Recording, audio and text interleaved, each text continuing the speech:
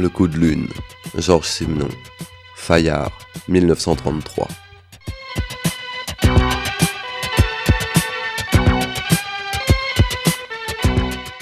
Chapitre 1er.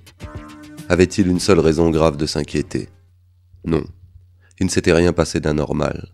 Aucune menace ne pesait sur lui. C'était ridicule de perdre son sang-froid, et il le savait si bien qu'ici encore, au milieu de la fête, il essayait de réagir. D'ailleurs, ce n'était pas de l'inquiétude à proprement parler, et il aurait été incapable de dire à quel moment l'avait pris cette angoisse, ce malaise fait d'un déséquilibre imperceptible. Pas au moment de quitter l'Europe en tout cas, au contraire. Joseph Timard était parti bravement, rouge d'enthousiasme. Lors du débarquement à Libreville, du premier contact avec le Gabon, le navire s'était arrêté en rade, si loin qu'on ne voyait de la terre qu'une ligne blanche, le sable surmonté de la ligne sombre de la forêt. Il y avait de grandes houles grises qui soulevaient la vedette et l'envoyaient heurter la coque du paquebot. Timard était seul au bas de la coupée, avec l'eau sous ses pieds, guettant le canot qui s'approchait une seconde pour repartir avec la lame. Un bras nu, le bras d'un nègre, l'avait happé, et il s'était éloigné, le nègre et lui, en bondissant par-dessus les crêtes. Plus tard, peut-être un quart d'heure, peut-être plus, alors que le navire sifflait déjà, on accostait une jetée en cubes de béton jetés pêle-mêle les uns sur les autres. Là, il n'y avait même pas un nègre, personne n'attendait personne, rien que Timard au milieu de ses malles. Mais ce n'était pas à ce moment que l'inquiétude était née. Il s'était débrouillé, il avait hélé un camion qui passait et qu'il avait conduit au Central, l'unique hôtel de Libreville. Un bon moment que celui-là, parce qu'il y avait du pittoresque. C'était bien africain. Dans le café, au mur orné de masques nègres, où il mettait en marche un phonographe à pavillon, tandis que le boy lui versait du whisky, Timard se sentait colon. Quant à l'incident principal, il avait été plus drôle que dramatique, bien colonial aussi. Or Timard était enchanté par tout ce qui portait le cachet colonial. Grâce à un de ses oncles, on l'avait engagé à la Sakova. L'administrateur de la société en France lui avait annoncé qu'il vivrait en pleine forêt, quelque part du côté de Libreville, coupant du bois et vendant de la pacotille aux indigènes. À peine débarqué, Timard se précipitait vers une factorerie miteuse surmontée du mot Sakova. Il s'avançait, la main tendue vers un personnage mélancolique ou dégoûté, qui regardait cette main sans y toucher. « Le directeur ? Enchanté. Je suis le nouvel employé. »« Employé de quoi ? De qui ? À quoi ? Que venez-vous faire ici ? Pas besoin d'employé, moi. » Eh bien, Timard n'avait pas bronché. C'est le directeur qui s'était étonné. Les yeux ronds derrière les verres qui les rendaient énormes, il était devenu presque poli. Son discours avait eu de vagues allures de confidence. Toujours la vieille histoire. Les bureaux de France qui se mêlent de diriger les affaires coloniales. Le poste qu'on avait promis à Timard, il était à 10 jours de pinasse, tout au fond de la rivière. Or, premièrement, la pinasse était défoncée, incapable de tout service avant un mois. Deuxièmement, le poste était occupé par un vieux fou, qui avait promis des coups de fusil au premier remplaçant qu'on lui enverrait. « Tirez votre plan, moi ça me regarde pas !» Il y avait 4 jours de cela. 4 jours que Joseph Timard était en Afrique. Il connaissait Libreville mieux que La Rochelle où il était né. Un long quai de cendrées rouges, bordé de cocotiers, avec le marché indigène en plein vent, et une factorerie tous les 100 mètres, puis quelques villas, à l'écart, dans la verdure. Il avait vu la pinasse au fond crever. Personne n'y travaillait, personne n'avait d'ordre à ce sujet. Il n'avait pas osé en donner, lui, Timard, nouveau venu, qui était en quelque sorte en surnombre. Il avait 23 ans.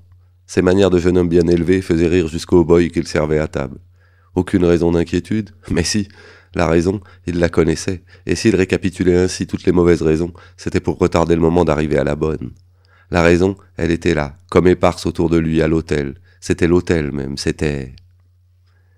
Il avait été séduit par l'aspect extérieur du Central, une construction jaune, en retrait du quai, à 50 mètres des cocotiers, au milieu d'un fouillis de plantes curieuses. La salle principale, à la fois café et restaurant, avait des murs très clairs, au ton de pastel, qui rappelaient la Provence, et un bar d'acajou verni, des hauts tabourets et des cuivres qui donnaient la sensation du confort.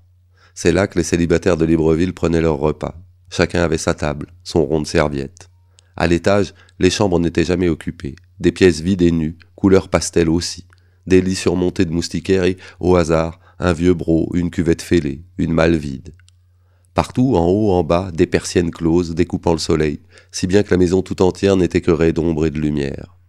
Les bagages de Timard étaient des bagages de jeune homme de bonne famille, et ils faisaient un drôle d'effet par terre dans la chambre. Il n'avait pas l'habitude de se laver dans une petite cuvette, ni surtout pour d'autres soins, de s'enfoncer dans un buisson.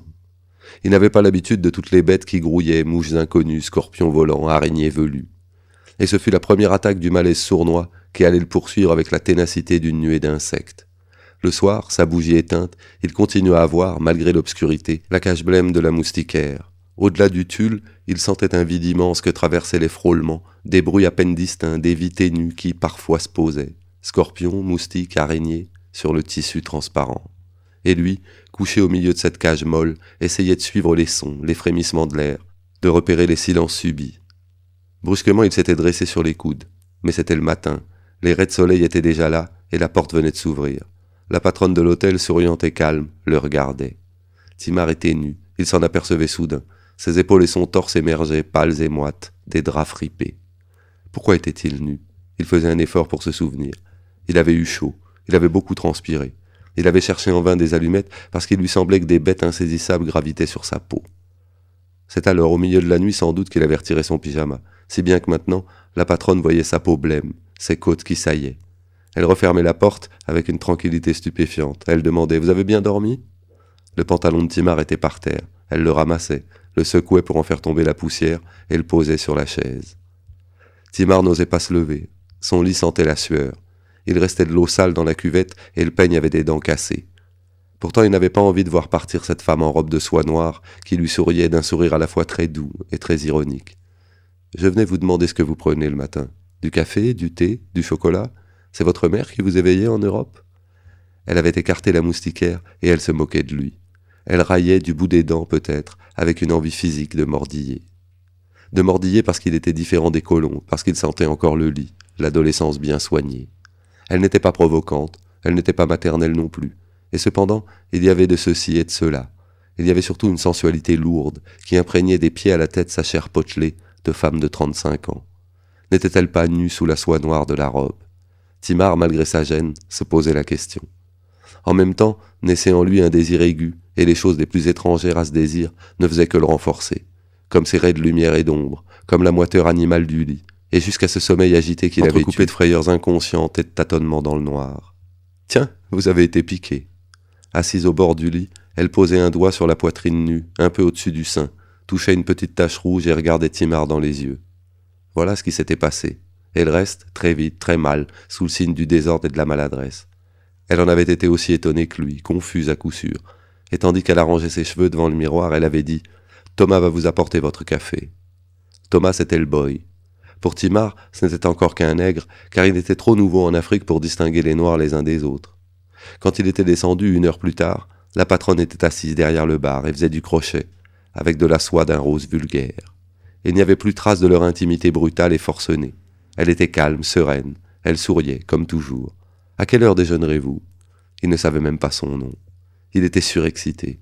Il gardait un souvenir tiède et surtout une sensation de peau douce, de chair pas très ferme et pourtant savoureuse. Une petite négresse apportait des poissons, et la patronne choisissait sans un mot, prenait les plus beaux, jetait dans le panier quelques pièces de monnaie. De la cave surgissait le torse du mari, puis tout son corps puissant mais fatigué. C'était un colosse au geste mou, à la bouche dégoûtée, au regard bilieux. « Vous étiez ici ?» Et Timar rougissait comme un imbécile qu'il était. Cela durait depuis 3 jours. Seulement elle ne montait plus dans la chambre le matin. De son lit, il l'entendait aller et venir dans la salle, donner des ordres à Thomas, acheter des provisions aux nègres qui se présentaient. De l'aube à la nuit, elle portait la même robe de soie noire sous laquelle il savait maintenant qu'elle était nue, et ce détail le troublait au point que, souvent, il devait détourner le regard. Il n'avait rien à faire dehors, il restait là presque toute la journée, à boire n'importe quoi, à parcourir des journaux vieux de 3 semaines, ou à jouer tout seul au billard. Elle faisait du crochet, servait des gens qui s'accoudaient un moment au comptoir. Le mari s'occupait de sa bière et de ses bouteilles, rangeait ses tables et de temps en temps envoyait Timar s'asseoir dans un autre coin, avec l'air de le considérer comme un objet encombrant. Tout cela avait quelque chose d'exaspéré, de hargneux, de sombre en dépit du soleil, surtout aux heures lourdes, quand la peau devenait moite, rien que d'étendre le bras. À midi et le soir, les habitués venaient prendre leur repas, faire leur billard. Timar ne les connaissait pas. Il le regardait curieusement, sans bienveillance ni antipathie, et lui n'osait pas leur adresser la parole.